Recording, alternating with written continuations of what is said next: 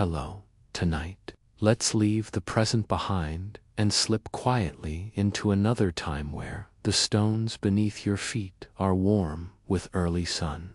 Imagine a quiet Roman villa, still tucked in the hush of morning, where the dust has not yet stirred, and the olive trees cast long shadows across the tiled courtyard. Hands are steady. Her breath was unhurried. The work ahead is not grand, but it is hers familiar, simple, and woven into the rhythm of the day as we begin our journey into this forgotten pattern of daily care of sweeping, of clay and soap, the faint creak of a wooden bucket, the soft drag of a cloth across mosaic floors. There is no hurry here, no urgency, only the quiet unfolding of lives once lived, in places now silent. If this gentle way of storytelling brings you peace, you're warmly welcome to subscribe, and if you like, softly share where you're listening from and what time of night you've joined us. Now, let's begin. You rise before the sun, as always, though today the air feels slightly heavier, thick with the scent of last night's rain and the faint sweetness of fig leaves warming on the vine. The edge of the roof and the distant shuffle of another servant's feet brushing the courtyard. You take your time dressing, pulling on your tunic slowly, knotting the sash without haste. Today begins, as every day begins, with the quiet removal of what the house leaves behind. You step into the hallway, carrying two tools, a low, wide-brimmed clay basin and a long wooden paddle, flat at one end and slightly curved at the other. The paddle has been smoothed by years of use, darkened at the handle from the oil of hands, and worn soft along its edge. It is not a tool spoken of. No one points to it. But it has served longer than most of the villa's furniture. You move toward the private quarters, where the chamber pots await. They are tucked beneath the sleeping couches, behind light curtains, under wooden stools. Each one is glazed in dark brown, some ringed with fading painted lines, others chipped at the rim. First stop is the master's room. The door is ajar, as it always is, and the stone floor cool beneath your feet. The air smells faintly of crushed laurel leaves and old sandalwood.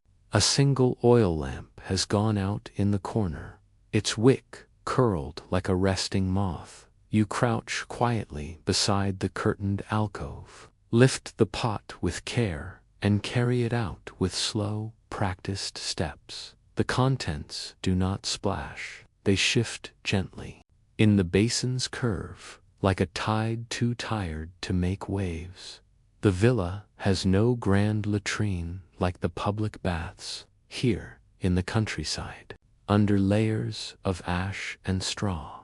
Your path takes you through the servants' corridor, past the rear kitchen wall where rosemary grows between stones, and out into the small, shaded enclosure where the earth waits. The smell is not strong, not here. Still clings to the grass, and the fig trees have yet to drop their overripe fruit. The wooden paddle comes into use now. You stir gently, folding in the mixture of straw and last week's ash to mask the scent, to keep flies away. The earth accepts it without sound. You rinse the pot with rainwater drawn from a small basin set beneath the downspout. The paddle stirs again, and the water darkens, curling with faint ripples. You tilt the pot once, letting the contents flow gently into a second trench. Then you tip the basin back into the grass, careful not to spill a drop on the path. You wipe the rim with a square of rough linen. The pots are smaller, lighter, and often forgotten. One sits beside a pile of scattered sandals, another tucked beneath a linen sheet. You move them gently, not wanting to wake anyone. A child shifts in their sleep, murmuring faintly. When silence returns, each pot has a scent of its own, some stronger, some tempered by herbs left in the bottom. Sprigs of thyme, crushed lavender, a handful of mint leaves. These additions are not required, but someone, perhaps the housekeeper, leaves them there. You do not question it. It helps. You carry the second load as the sky turns pale. The light now reaches the garden walls, where the vines have begun to uncurl their youngest leaves. The trench welcomes the waste again, and the paddle stirs. You work slowly, not because the task is difficult, but because it asks for quiet. You rinse once more. Back in the villa, you set the clean pots back into place, one by one. Each is placed as it was found, each curtain left as it hung. Nothing is disturbed, though everything has been changed. You wipe your hands on the linen square, fold it again, and return the paddle to its place in the corner near the basin room.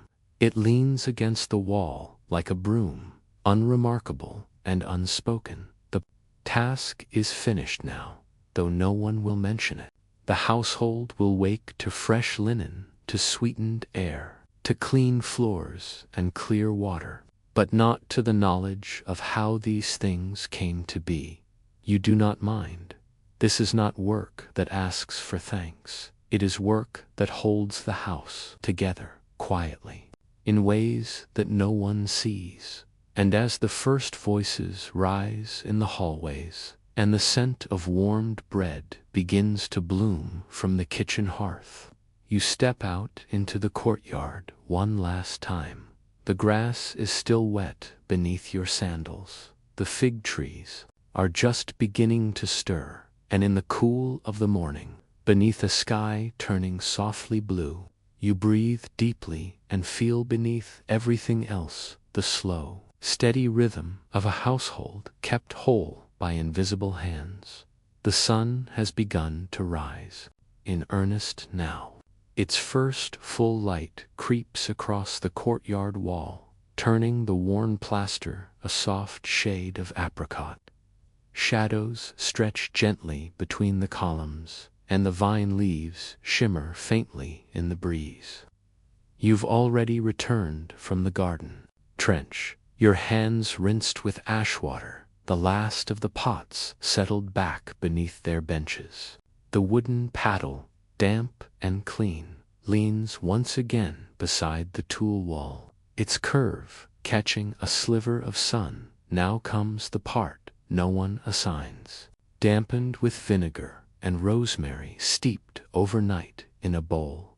The scent is clean, herbal, comforting in its sharpness. Your fingers glide over the handles and rims of each pot, not scrubbing, not scouring, just enough to refresh. The linen leaves a faint trace of the rosemary behind, like a whisper. The cloth warms in your hand. You hum softly, not a tune, just a low sound, half breath, half rhythm, lingers. In the guest quarters, you kneel briefly beside a pot painted with a faded vine motif, the edge of its glaze cracked with age.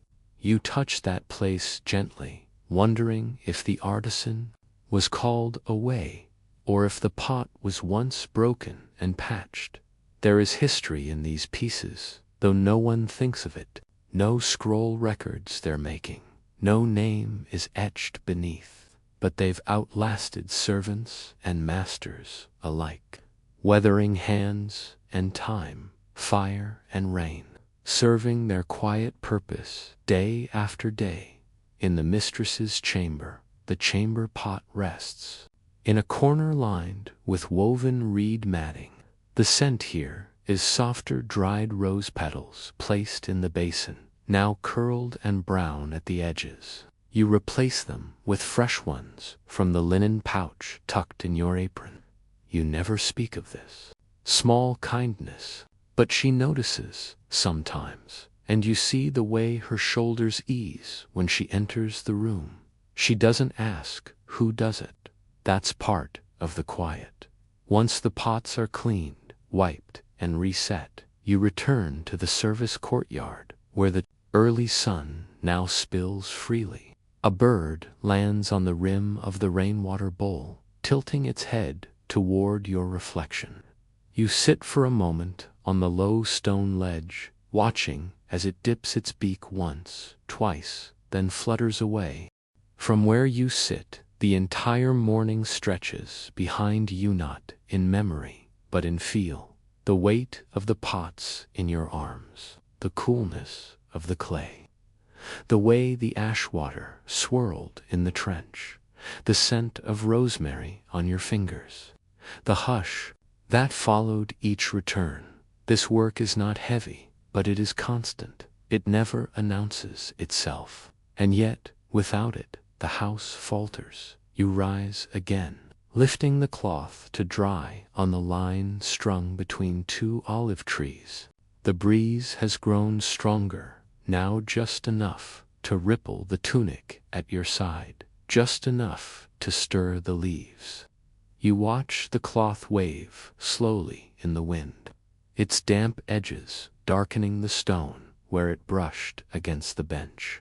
Back inside, you stop at the tool corner and run your fingers once across the handle of the paddle. The wood is smooth, almost warm, the grain polished by use. You made it yourself, many years ago, from a fallen limb you found during a spring storm. It has lasted longer than you expected. A second paddle sits beside it, newer, less worn, but untouched. You keep it there in case the first should break. It hasn't yet, but when it does, you'll be ready. You turn once more to the central hallway, where footsteps now echo more freely. The master has risen. You hear the low voice of a steward giving instructions, the light scuff of sandals on stone. The day is no longer yours. It belongs now to the household, to its noise, its movement, its endless rhythm. But your work, the first work, remains tucked beneath it all. The pots are clean, the rooms are fresh, the scent of herbs lingers in the air, almost unnoticed, and the house breathes a little easier because of it. You step out of the way as another servant hurries by, nodding once, unseen but acknowledged, and as you return to the storeroom, you feel something quiet settle in your chest. Not pride, not relief, just a kind of peace. A knowing that you have done the thing no one names, and that because of it, everything else can begin later in the morning, when the sun sits higher and the villa fills with the sounds of daily routine laughter. In the courtyard, instructions traded in low tones, the clatter of amphorae and the creak of wicker return once more to the rear corridor, not for more work, but for a kind of ritual, a soft closing to the task that began while the sky was still gray. The wooden paddle leans just as you left it, the clay pots tucked quietly into their places, rinsed and dried and returned. You stoop to inspect one, not because it needs tending, but simply because habit draws you there. You check the rim, the handle, the base. All are as they should be. This work, like so many others in the villa, is not meant to be noticed. Its success lies in its invisibility, and yet it forms the foundation for everything that follows. Clean linen, a fragrant room, a place where dignity is maintained without speech or recognition, where discomfort never has a chance to rise. You sit for a moment on the low bench beside the storeroom wall, the cool plaster at your back and the shade of the olive tree beside you give a brief respite from the strengthening sun. You rest your hands in your lap, palms up, fingers slightly curled, A breeze lifts a single curl of straw from the path and sets it spinning slowly before it settles again. Even the wind seems quieter here. You think of the trench beyond the garden, wall now covered again in dry straw, darkened by its contents, but hidden beneath the weight of earth and time. No one walking through the garden will think of it. They will pause instead at the basil patch, run their hands along the vine trellis, admire the neatness of the path, but it is there, unseen and essential. You rise again, slowly, stretching your shoulders, rolling your wrists gently from the repetition of lifting, carrying, rinsing. Your body holds the task even when the task is done. You can feel it in the bend of your knees, in the slight ache along your spine. Not pain, just memory. You take the second paddle, the unused one from its hook, turning it over once in your hands. The wood is smooth, still pale in color, the edges not yet worn by service. You consider it for a moment, then return it to its place. The old paddle will serve for another week, at least. Jarchers. Your thoughts drift as you move through the villa. The voices in the hallway grow louder now. The steward reads aloud the grain tallies for the month. The cook sends a boy to the storeroom for dried lentils. A bird sings brightly in the rafters. But in your mind there is only quiet. You pass by the children's quarters again. The smallest pot rests in its place beside the woven mat. You smile, faintly. That one often ends up askew, tipped by restless feet or a forgotten doll. Today it sits neatly. Perhaps the child noticed, or perhaps the night was simply still. You press your palm briefly to the plaster wall as you pass. The sun has warmed it now, and the surface is dry. You remember when that wall was patched 2 summers ago, during the heavy rains that cracked the southern foundation. You helped carry the stone. You remember the sound it made when it slid into place, final, heavy, satisfying. That's what this work feels like in its own quiet way. Final, heavy, satisfying. At the far edge of the atrium, you pause once more. One of the maids sets a jug of fresh water beside the fountain. She nods at you, a small gesture of thanks or acknowledgement, or simply mourning. You nod in return. There is no need. The house now lives in its full rhythm, its visible rhythm, but beneath it runs your work, unseen, steady, soft, and as you step back through the archway, leaving behind the polished floors, the clean air, and the clay pots emptied. Before the world began to stir, you carry with you something lighter than pride, deeper than duty. A silence filled with meaning, a task completed not for praise, but for peace. And behind you, the house breathes cleanly because of hands that hold no title, tools that leave no mark, and a paddle that speaks only through its absence. The sun has not yet crested the eastern wall of the villa, but the sky is already washed in quiet tones of lavender and soft rose. The air carries the gentle scent of morning damp clay, dew-settled dust, and the faint sweetness of last night's hearth smoke drifting from the still cooling flues. You walk slowly, with bare feet, across stone still cool from the night, toward the cistern. A wide circle of stone rests at the heart of the villa's rear courtyard, lined with smooth marble, tiles and capped by a round, domed cover, half lifted now, propped with a wedge of seasoned olive wood. This is the house's quiet source, the place where the sky's gift becomes sustenance, the rainwater cistern.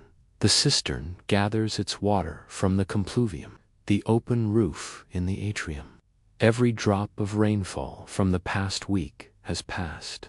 Along clay gutters, down bronze channels, and into this basin where it rests, layered and cool, beneath the dome. There is no sound from it. You've carried from the kitchen and lean gently over. The opening, a breath of cool air rises to greet your face, fresh with the scent of clay and thyme. The stone lip of the cistern is damp, and when your fingers touch it, they return with a fine trace of moss. You wipe them against your tunic without haste. A narrow rope, frayed in places but strong with years of use, is looped around the lifting pole. You unwind it carefully, letting the bucket drop into the shadowed mouth of the cistern. The descent is slow, silent, except for the faint thrum of rope on stone. Then after a long moment, a soft splash. You wait for the swing to still, then lift. The rope tightens beneath your hands, sloshing slightly as it clears the rim and appears once more in morning's first light. You brace the handle with one arm and pour its contents into the wooden kitchen bucket waiting at your feet. The sound is quiet, like a whisper of applause. Again and again, you repeat the motion.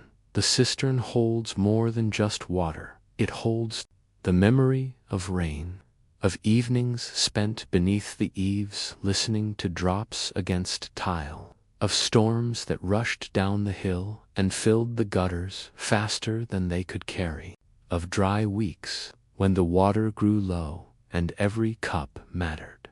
You have come here nearly every day since your hands were big enough to lift the rope, and even now, many seasons later, you never rush this part of the morning. To gather water is not a task. It is a conversation with stone, with sky, with the house itself. When both kitchen buckets are filled, one for cooking, one for bathing, you pause to rest. The weight is not yet heavy, but it will be soon. You sit on the low bench, near the cistern's edge, a place worn smooth by years of waiting. Your palms are damp, smelling faintly of lichen and wood. A nearby pot of rosemary sways gently in the breeze. Beyond the courtyard wall, the sound of birds stirs the olive trees. Inside, the villa is still. No footsteps yet, no shutters opened. But you know this moment won't last long.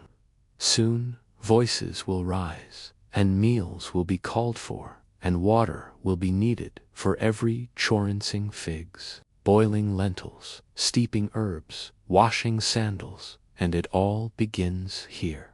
You look once more into the mouth of the cistern. The water below is still untouched, holding the pale color of the sky like a mirror. Somewhere beneath that surface are the first drops of last season's storm school. Ancient, silent, you gather the buckets and rise. Each step now makes a soft slosh as the water inside shifts with your movement. You walk slowly, careful not to spill, the weight steady in your hands, past the herb garden, past the stack of empty amphorae, past the sun-dappled bench where someone will soon rest with a bowl of dates. The villa is beginning to stretch. A shutter creaks open. A dog barks once and then falls silent. The smoke from the kitchen hearth begins to rise again, thin and blue, and you return to your task, not with haste, but with quiet care, because the water does not wait. It is carried, and with it the day begins. The buckets rest for a moment, just inside the kitchen doorway, their sides beaded with condensation, their weight imprinting slight marks onto the stone floor. You pause before moving them to their stations, letting your arms relax, your fingers loosen. The water shifts gently within the wooden pails, sloshing in low, thick sounds like a tide echoing inside a shell. The kitchen hearth is just beginning to stir. The ashes from yesterday's final meal have been swept to the corners, leaving behind a faint dusting of white. The hearth bricks are warm but not yet lit, and beside them, the cook has set out a cluster of clay bowls and an iron petretti. For boiling grain, you lift the first bucket with both hands and pour steadily into the basin. The water strikes the clay with a full, rounded sound, not harsh, but deep and whole. That now spills across the countertop from the half-shuttered window. The second bucket you set near the washing bench, where a folded cloth and a cake of ash soap already wait. There is a quiet pride in knowing the water is in place before anyone asks.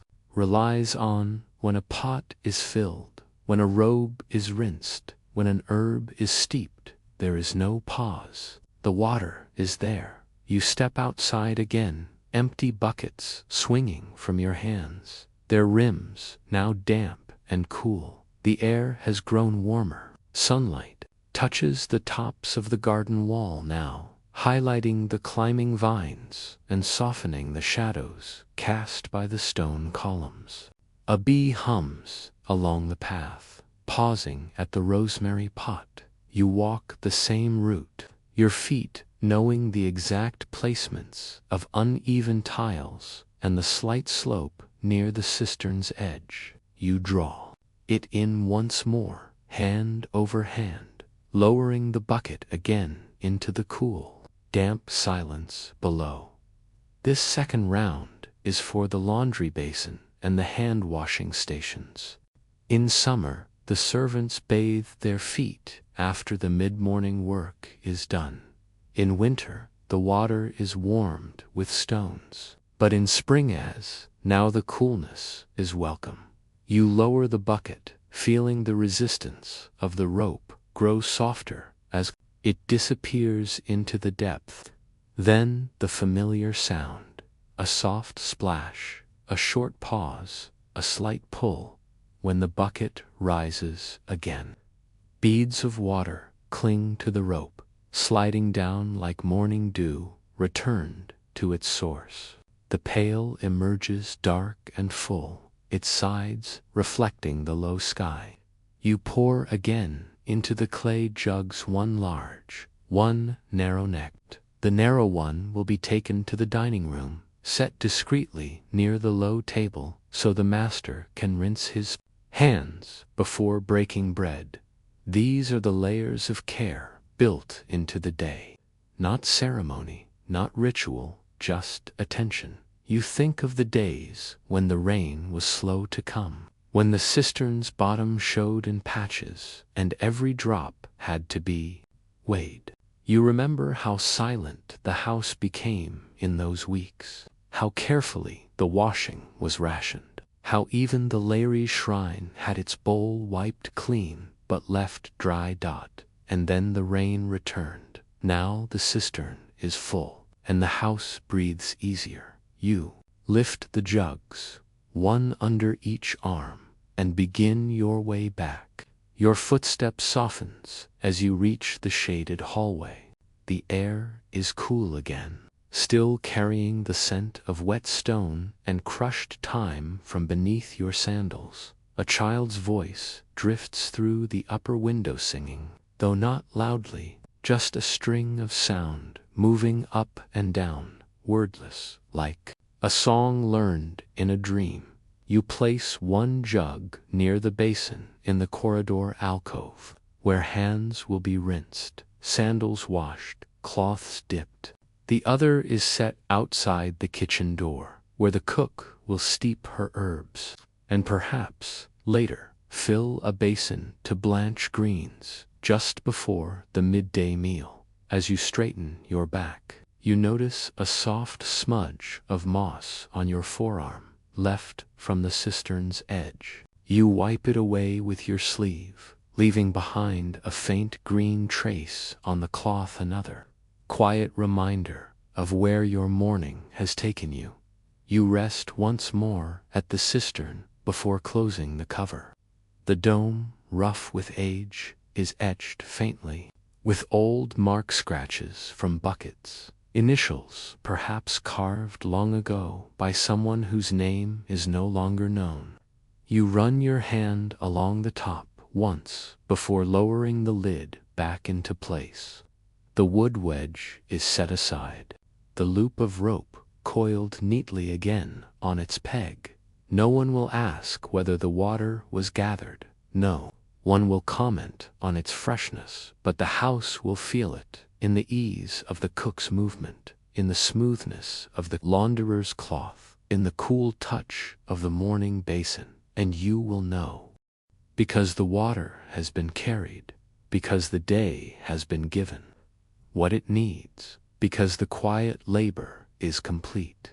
Now that the sun has risen fully, and the walls of the villa hold the warmth of mid-morning, the sound of water has faded into the background of other chores. The hearth is lit, the amphorae are unsealed, footsteps move briskly across stone corridors, and faint songs hum from the kitchen garden.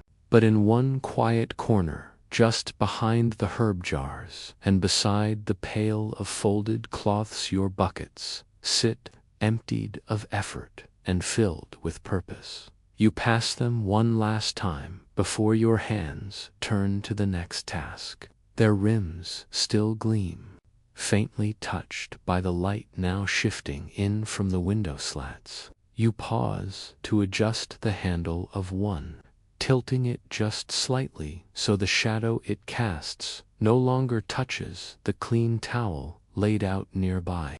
Not because it must be done, but because it's part of the care. This water collected, carried, poured now lives on in other things, in the soaked lentils resting in a clay pot, waiting to be stirred into midday stew, in the cloth warming near the brazier, soon to wash the mistress's hands, in the pitcher placed discreetly in the reception hall, wrapped in a cool towel, waiting for guests that may or may not arrive. You feel a kind of ease settle in your chest as you witness these quiet signs. You step once more into the courtyard.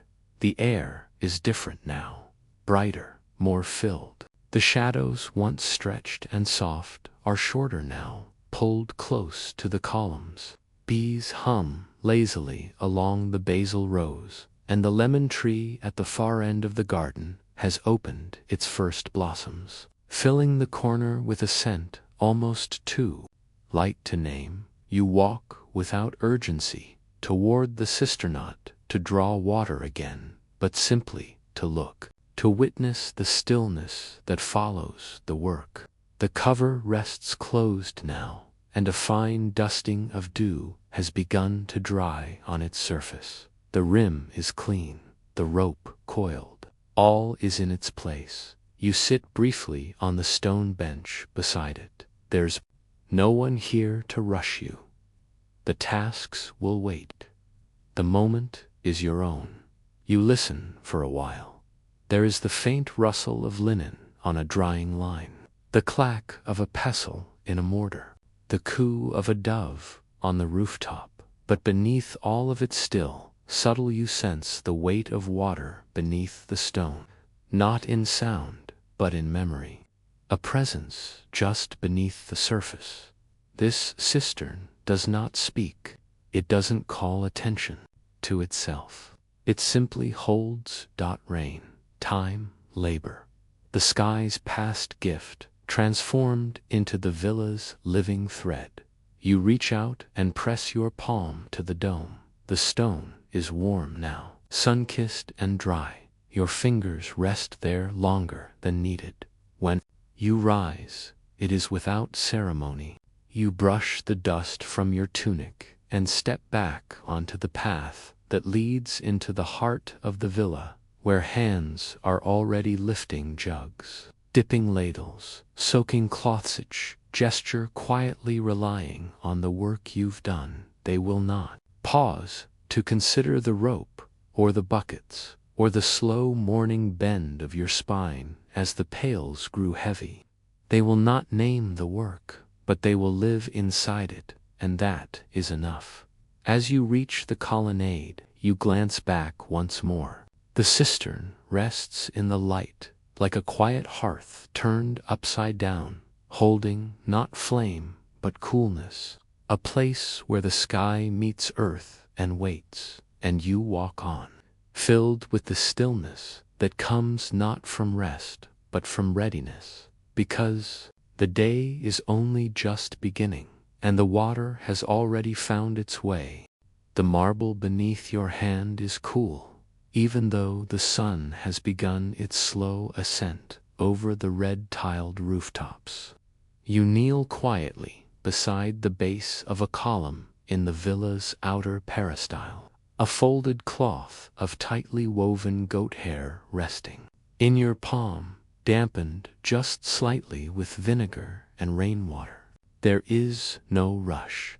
This task, like so many others, begins with stillness. The marble is pale cream, streaked with faint veins of gold and rose. Its surface is not gleaming, not today but muted, covered with a fine layer of invisible dust carried on the breeze during the night. You dip the cloth into a small bowl beside you and wring it out slowly, listening to the faintest trickle of water return to the basin. The scent of vinegar rises in the air, sharp at first, then clean, fading quickly into the morning warmth. The column you tend is one of 12, forming a quiet cloister around the central garden.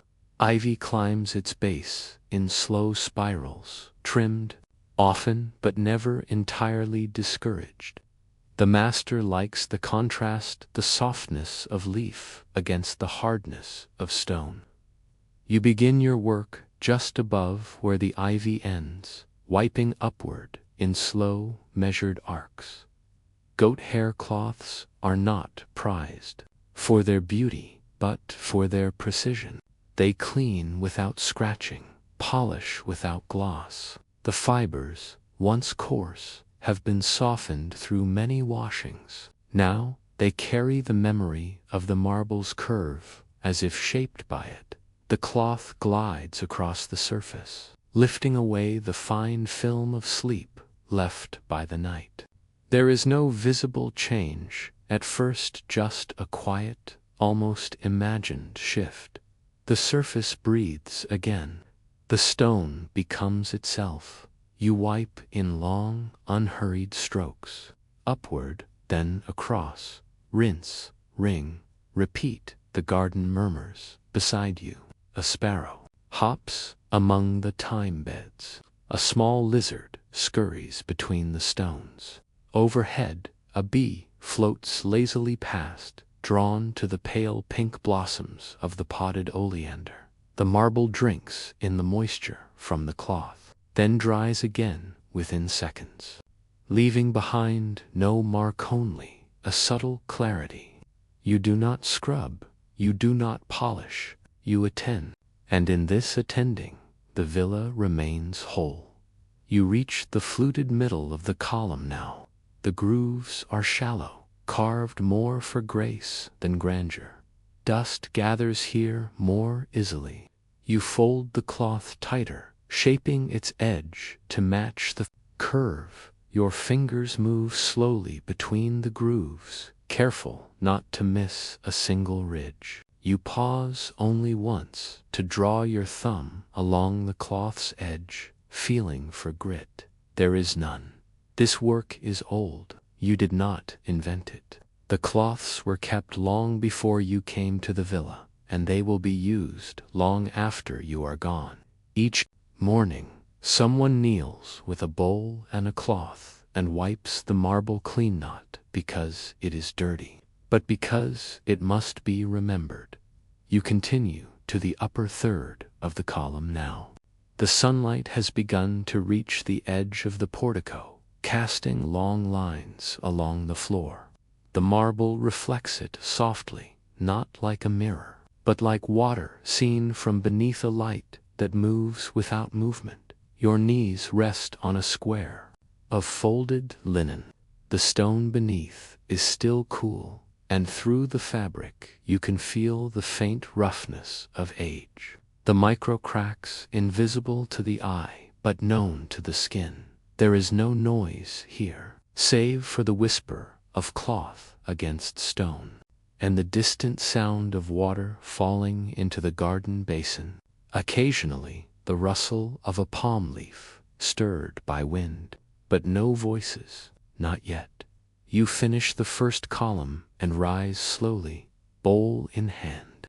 The marble now holds no scent, no residue, only a quiet freshness, a still gleam like a surface recently rained upon. The difference is not dramatic. It is almost imperceptible, but you see it, and you move on to the next. 12 columns, 12 mornings, 12 returns, and each time the stone receives your care without question, without applause, without need, because this is not the kind of work that begins anything. It is the kind that sustains. The second column stands in morning's path, its base already kissed by light. You dip the cloth again into the basin. This time, the water swirls cloudier from the dust collected off the first stone. You pour it gently into a clay pot tucked beneath the ivy, watching as it soaks into the soil with quiet acceptance. Then fresh water from a nearby jug is poured in, and a measured dash of vinegar follows, not too much. The marble does not like to be scolded. The cloth is rinsed, wrung, and smoothed again. It lies obedient and silent in your hand, a companion, rather than a tool. This column differs from the first. The fluting here is slightly deeper. A faint chip marks its base, perhaps from the heel of a careless sandal years ago. No one remembers how it came to be. But you do not mind the flaw. It gives the stone a memory, a place to pause. You begin again, working upward in slow arcs. The motion is familiar, but never careless. You lean in to inspect the grooves. Dust always finds its way here, even in summer, when the wind is still. The goat hair glides without resistance, smoothing the invisible terrain like a gentle tide washing over the shore. At times, you think of the quarry where this marble was born, far from here, in the mountains of Luna, or perhaps the hills near Paros. You've never seen such places, only heard of them in passing remarks from architects or travelers. But you imagine the marble's first moments, cracked from the earth, shaped by chisels, transported across water. You imagine it resting on ships, absorbing the salt air, lying in crates filled with straw. You wonder if it remembers. Now, it stands here, holding up a roof, bordering a garden. It has no voice, and yet it listens. You pause between strokes, too. Straighten the folds of your tunic and stretch your legs. Around you, the day begins to fill. Somewhere nearby, a servant begins to beat a rug. The sound is soft, rhythmic, more thud than clap. A cart rolls past the outer gate, its wheels creaking over stone. You hear a brief laugh from the laundry. Courtyard quick and soon forgotten. Still, the columns wait. You return to your work, your hands knowing now the width of the grooves, the curve of the fluting. You wrap the cloth once more around 2 fingers to better trace the spiral of ivy route at the base. It is not necessary, but it is right. That is the difference. By the time you reach the top, the light has moved again, sliding slowly toward the interior edge of the peristyle. You watch it catch along the corners of each column, turning stone into something almost warm, almost soft.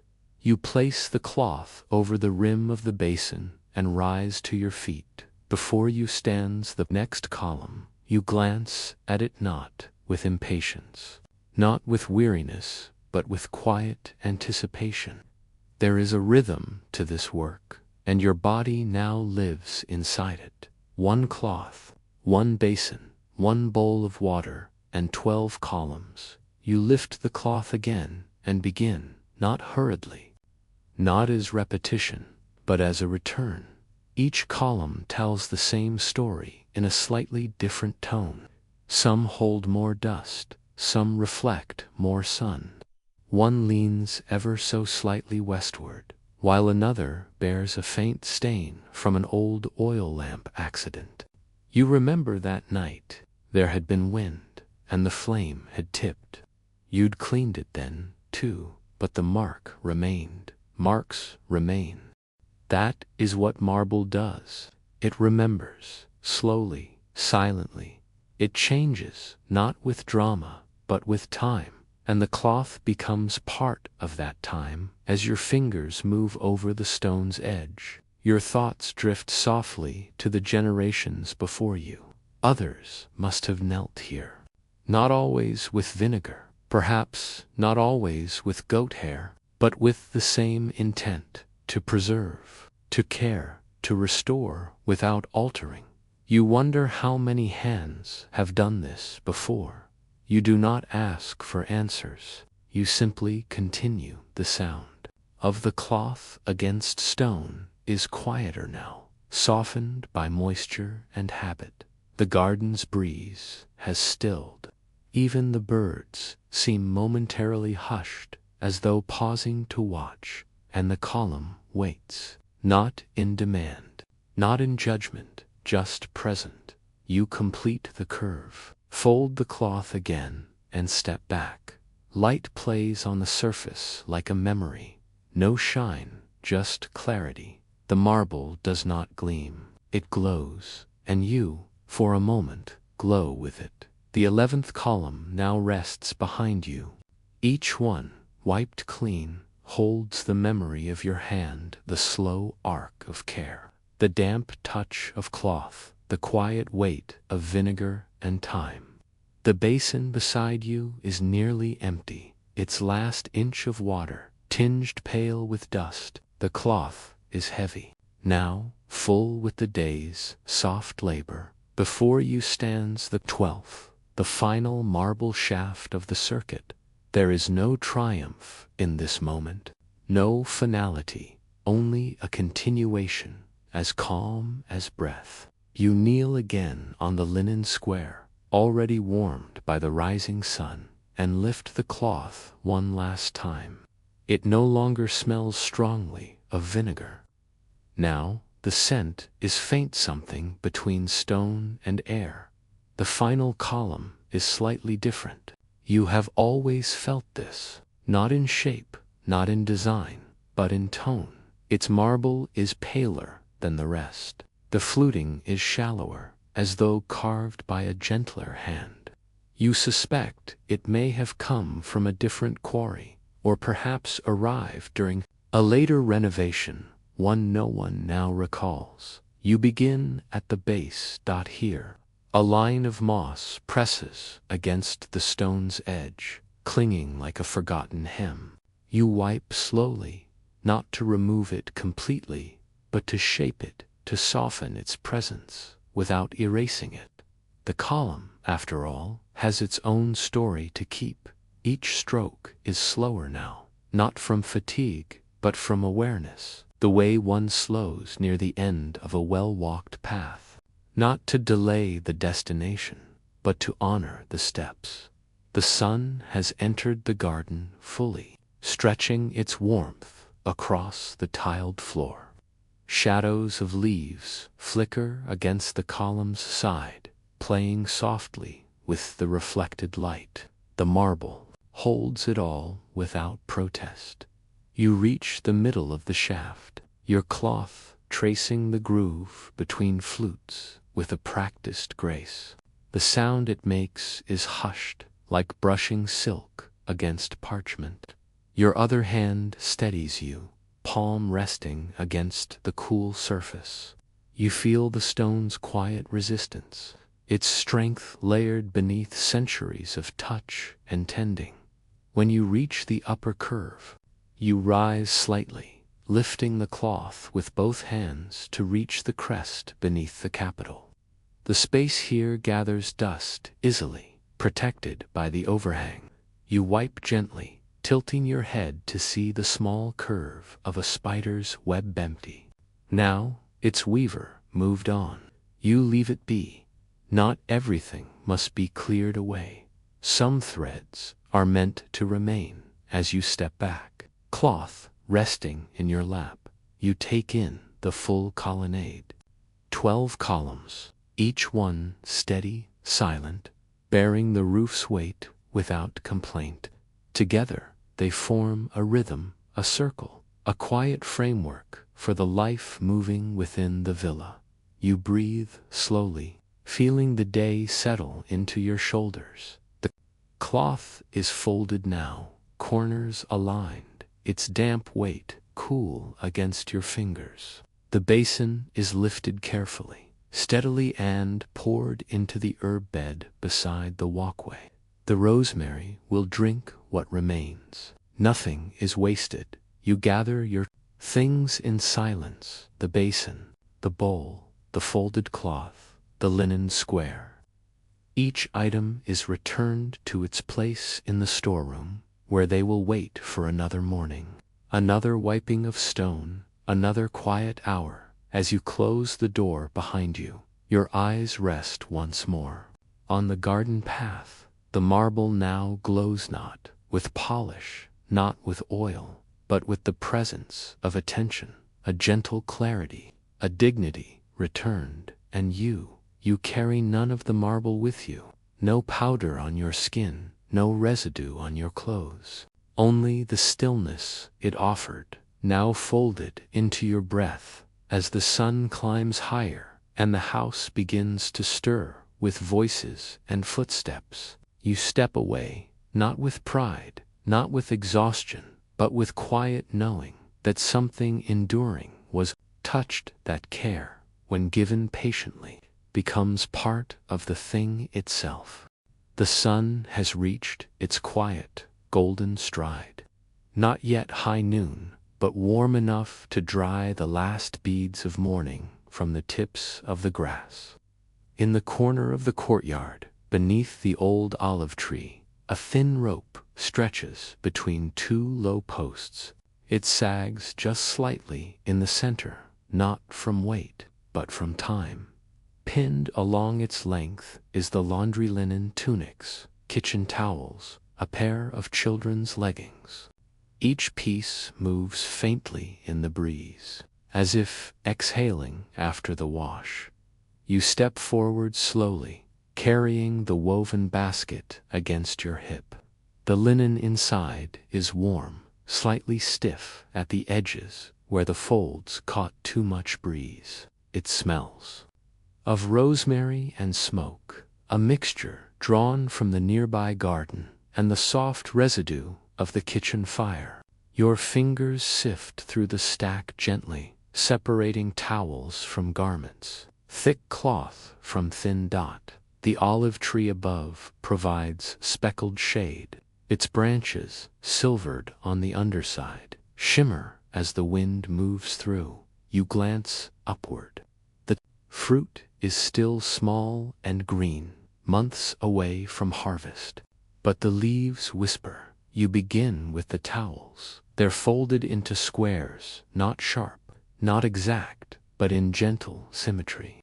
You fold the first slowly, smoothing the edges with your palm, pressing once across the center to release the air. Each towel is folded twice, once across the width, once again. Nor ceremony. It is a rhythm, a settling. The rope above still holds a few garments drying. You reach for the tunic fluttering at the edge. It has dried faster than the rest, its cloth thinner and bleached by time. You remove the pinna, simple wooden sliver. carved years ago, and slide the fabric off the line. In your hands. The tunic is still warm. You fold it differently than the towel. A longer fold across the shoulders. Then once more at the waist. The sleeves are tucked in, one overlapping the other. You wait, then retrieve it, folding the heavier cloth more deliberately. It smells of lanolin and wind. There is something deeply quiet in this act, more than silence, more than solitude. The folding carries a kind of memory. The hands that wore these clothes, the moments they passed through carrying baskets, kneeling by the fire. Reach for the last towel on the line. It's small, frayed at the corners, a cloth used more than most. Yet still, it catches the breeze, dances faintly in the sunlight. You hold it for a moment before folding. Then stack it atop the others. Now only the rope remains. Empty. Slack, swaying softly. You leave it as it is. The wind will take what it needs, and you return to your basket. The stack now neat, warm, ready to return to its places. The courtyard is quiet again. The sun rests through the leaves, and somewhere within this folding, this very small task, the day has settled, and so have you. The courtyard has warmed, yet the olive tree's shade keeps the edge of heat away from your shoulders. A distant clatter of dishes sounds from the kitchen window, followed by a gentle murmur of voices. No one hurries at this hour. This is the villa's middle breath, the quiet lull between morning labor and the stirrings of the midday meal. You sit cross-legged now on the worn stone step that borders the laundry space. Longer dripping, no longer waiting. Everything is dry. Your hands move with easy rhythm. The linen underclothes are next. Soft, thin, plain. You've folded these so many times. Your fingers anticipate every crease. These are the garments no one sees, yet they are the most often worn, the most often washed. The fibers are weary in places, but still strong. You smooth the wrinkles gently with the heel of your palm, then fold them twice, no more. A third fold would thicken the stack too much, and you know the storage box they rest in only allows a certain height. The basket lightens with each fold. Now come the napkins, small, square, crisp. These have dried stiffly in the sun. You soften each one with a gentle shake and a slow rub between your palms, warming the fibers back to life. You fold them into triangles, the old way, and stack them with corners aligned like a set of roof tiles. A gust stirs the courtyard briefly. A corner of your tunic lifts and flutters. Mark the wind's passage. The leaves above tremble but do not fall. They never fall this time of year. Patched at the knees, one seam reinforced with a second line of careful stitches. They were soaked in soap longer than the rest, the dirt more stubborn from outdoor play. Now they are clean. Once more, and place them atop the others. This rhythm is not hurried, not mechanical. Each cloth passes through your hands with quiet attention. There is no judgment here, no correction, only care. You shift your weight and reach for the final garment, a long-sleeved tunic, dark wool, worn by the steward during cooler nights. The wool smells slightly of salt, perhaps from sweat, perhaps from the sea air that sometimes drifts.